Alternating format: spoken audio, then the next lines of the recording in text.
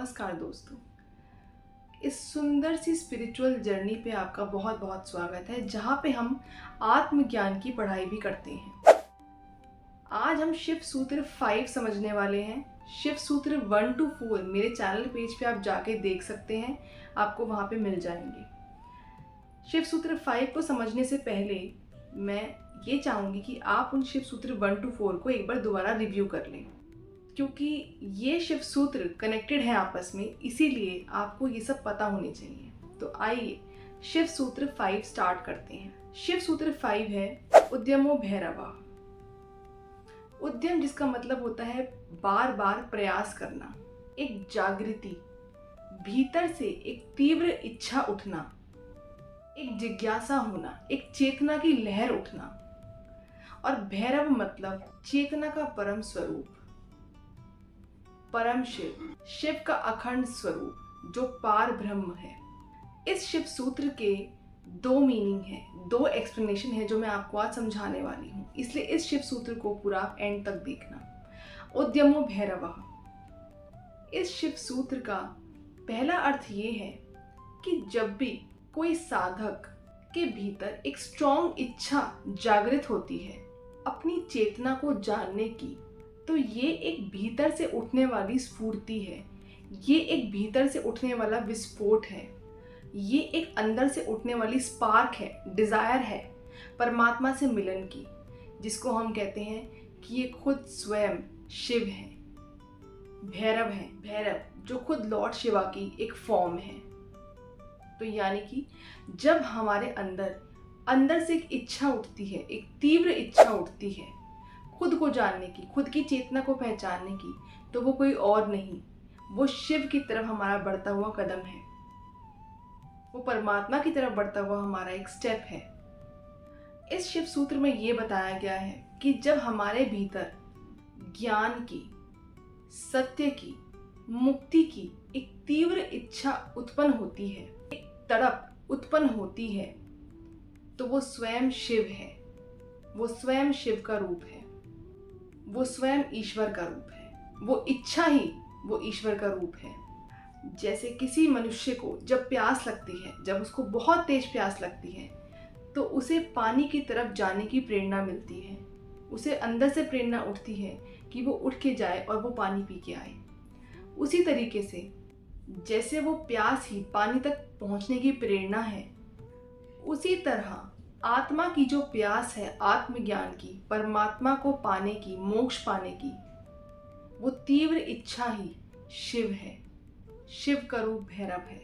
वो इच्छा स्वयं शिव बन जाती है। इस शिव सूत्र के माध्यम से शिव स्वयं ये बताना चाहते हैं कि परमात्मा को पाने के लिए हमें कहीं बाहर जाने की जरूरत नहीं होती।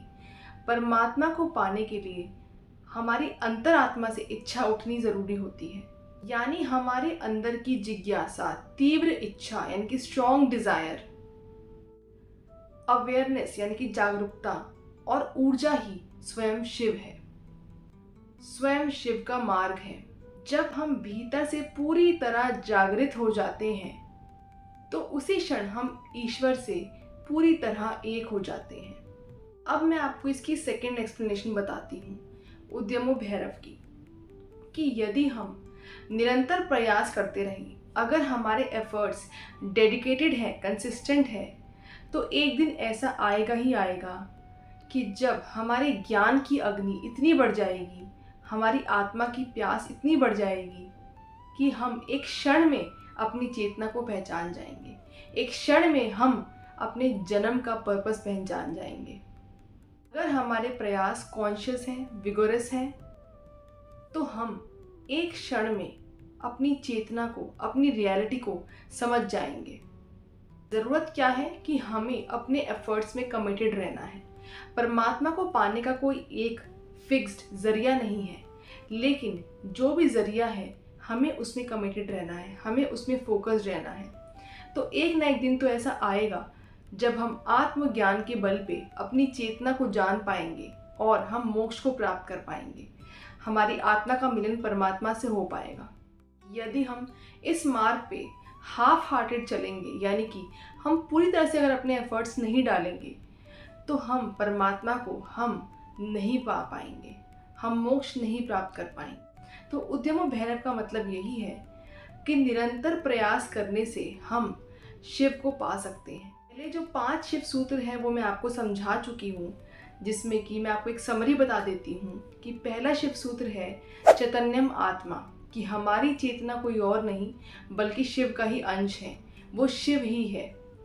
The self is Shiva, the Shiva is pure consciousness, so our consciousness is Shiva. दूसरा ज्ञानम बंधः, कि इस सांसारिक ज्ञान से हम बंधन में बंध जाते हैं।